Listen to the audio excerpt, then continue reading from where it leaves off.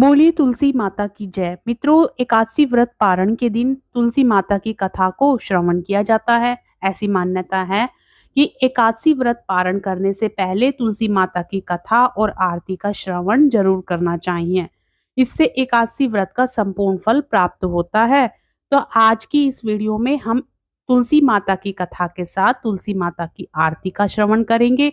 उससे पहले आज हम एक ब्राह्मण की कथा को श्रवण करेंगे जो तुलसी माता का भक्त था और सच्चे मन से तुलसी माता की सेवा किया करता था। एक ब्राह्मण था, वह प्रतिदिन मंदिर जाता था। वह प्रतिदिन तुलसी माता की पूजा करता था। वह तुलसी माता से प्रतिदिन प्रार्थना करता कि हे तुलसी महारानी, मेरे घर में आनंद करना। तुलसी माता ने सोचा कि यह ब्राह्मण तो बहुत सीधा है और गरीब भी है और प्रतिदिन मेरी पूजा करता है। मैं इसके कुछ ना कुछ कार्य अवश्य करना चाहती हूँ। तो तुलसी महारानी एक कन्या का रूप बनाकर बैठ गई और उस ब्राह्मण को बोला कि ब्राह्मण, मैं तेरे घर आना चाहती हूँ। ब्राह्मण ने सोचा कि मेरे 6 लड़कियां तो पहले से ही हैं और 7 लड़कियों का मैं कैसे पालन पोषण करूंगा, लड़कियों की शादी कैसे कराऊंगा, मेरे पास तो कुछ ऐसा भी नहीं है। वह व्याभिचार करके बहुत परेशान रहने लगा। उसको तो खाना भी नहीं भा रहा था। उसकी औरत ने कहा कि क्या बात है, आजकल आप बहुत दुखी रहते हो। तो इस पर ब्राह्मण बोला कि मैं मंदिर जाता हूँ, वहां पर एक छोटी सी सुंदर सी कन्या बैठी है और वह कहती है कि ब्राह्मण, मैं आपके घर आऊं। उसकी पत्नी बोली कि अरे, इसमें परेशानी होने की क्या बात है, आ रही है तो आने दो।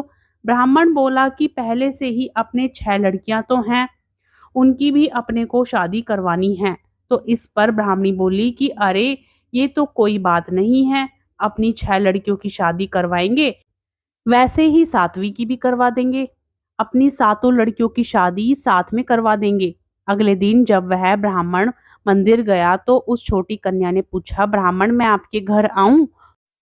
तो ब्राह्मण बोला कि हाँ बेटा, चल। उनको वह घर पर ले आया। तुलसी माता के कन्या रूप में ब्राह्मण के घर आने से ब्राह्मण के घर बहुत आनंद हो गया। घर में लक्ष्मी की बारिश हो गई। जब ब्राह्मण सातों कन्याओं की शादी के लिए वर ढूंढने जाने लगे तो उस छोटी कन्या ने कहा कि मेरे को तो शालिग्राम जी के मंदिर में जाकर शालिग्राम जी को बोलना कि बारात लेकर आए और मेरी 6 बहनों के तुम्हारी इच्छा से वर ढूंढ लेना। तुलसी महारानी की मेहरबानी से उसके तो सब जेवर, कपड़ा, खाना सब तैयार हो गया और अच्छी धूमधाम से तुलसी माता की कृपा से उस लड़की की शादी हो गई और उस ब्राह्मण के घर में तुलसी माता की कृपा हो गई, धन धान्य की बरसात हो गई। हम भी तुलसी माता जी से यही प्रार्थना करते हैं कि हे तुलसी माता, जैसे आप ब्राह्मण पर मेहरबान हुई, वैसे ही कहानी सुनने वाले और कहानी कहने वाले सब पर अपनी कृपा बनाए रखना और जैसा आनंद ब्राह्मण के घर में करा वैसे ही सबके घर में करना। बोलो तुलसी माता की जय। अब सुनिए तुलसी माता की दूसरी कथा। तुलसी से जुड़ी एक कथा बहुत प्रचलित है। श्रीमद् देवी भागवत पुराण में इनके अवतरण की दिव्य लीला कथा भी बनाई गई है। एक बार शिव ने अपने तेज को समुद्र में फेंक दिया था। उससे एक महा तेजस्वी बालक ने जन्म लिया। वह बालक आगे चलकर जालंधर के नाम से पराक्रमी दैत्य राजा बना। इसकी राजधानी का नाम जालंधर नगरी था। दैत्यराज कालनेमी की कन्या वृंदा का विवाह जालंधर से हुआ। जालंधर महाराक्षस था।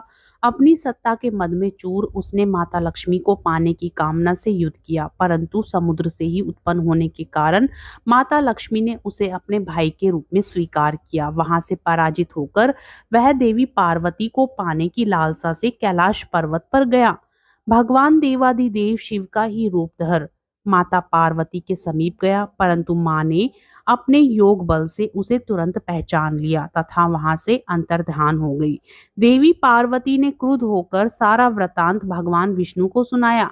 जालंधर की पत्नी वृंदा अत्यंत पतिव्रता स्त्री थी। उसी के पतिव्रत धर्म की शक्ति से जालंधर ना तो मारा जाता था और ना ही पराजित होता था। इसलिए जालंधर का नाश करने के लिए वृंदा के पतिव्रत धर्म को भंग करना बहुत जरूरी था।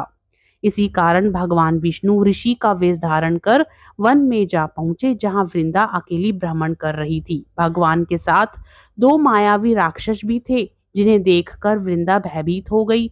ऋषि ने वृंदा के सामने पल में दोनों को भस्म कर दिया। उनकी शक्ति देखकर वृंदा ने कैलाश पर्वत पर महादेव के साथ युद्ध कर रहे अपने पति जालंधर के बारे में पूछा।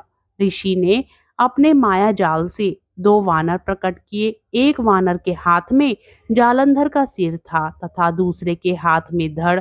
अपने पति की यह दशा देखकर वृंदा मूर्छित होकर गिर पड़ी।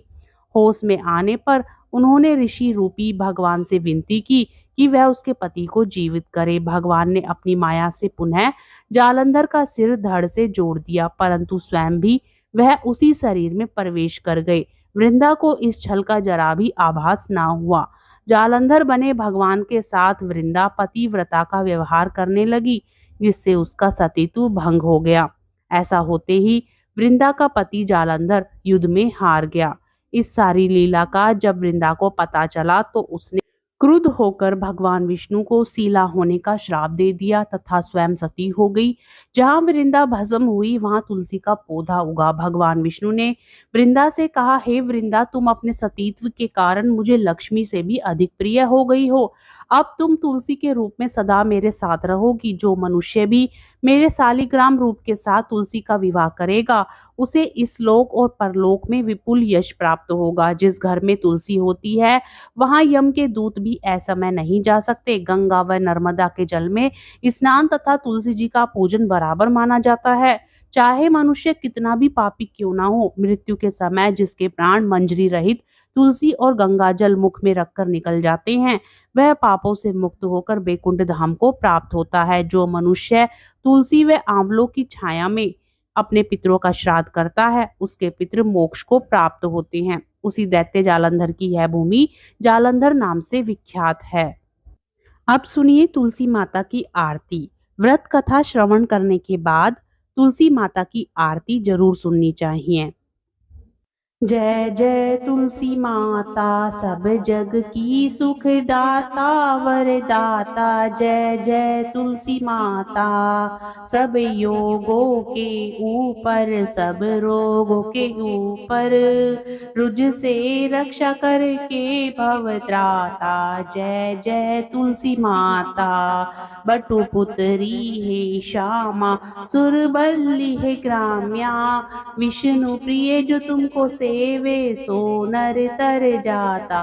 जय जय तुलसी माता, हरि के शीश विराजत, त्रिभुवन से हो वंदित, पतित जनों की तारिणी विख्याता। जय जय तुलसी माता, लेकर जन्म विजन्म में आई दिव्य भवन में, मानव लोक तुम्ही से सुख संपत्ति पाता। जय जय तुलसी माता, हरि को तुम अति प्यारी, श्याम वर्ण तुम्हारी, प्रेम अजब है उनका तुमसे कैसा नाता। जय जय तुलसी माता।